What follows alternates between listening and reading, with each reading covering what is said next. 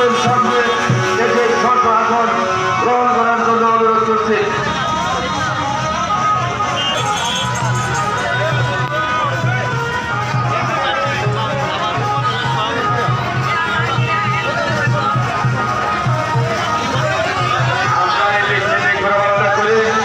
ভিতরে চেয়ার রয়েছে, এই চেয়ারে আসন গ্রহণ করে আমরা চেয়ারগুলি যেভাবে সারিবদ্ধ রয়েছে সারিবদ্ধভাবে আমরা সকলের কাছে বলবো চেয়ারে বসবো এবং চেয়ার থেকে সক্ষম চেষ্টা পর্যন্ত আমরা চেয়ারে বসে থাকবো।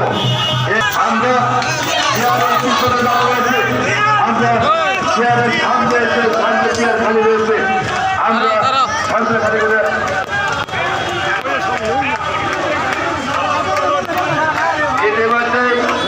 আমাদের মাঝে মাদারগঞ্জ পৌর বিএনপির নেতৃত্বে একটি বিরাট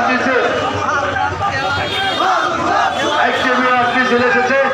মিছিলের নেতৃত্ব দিচ্ছেন পৌর বিএনপির সংগ্রামী সভাপতি আব্দুল গফুর সাহেব, সাধারণ সম্পাদক খালেদ বদর ছিলেন,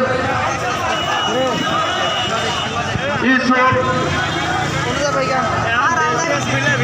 মঞ্চের বামপাশে আসুন, মহিলারা বামপাশে আপনার ওই দিকে যান।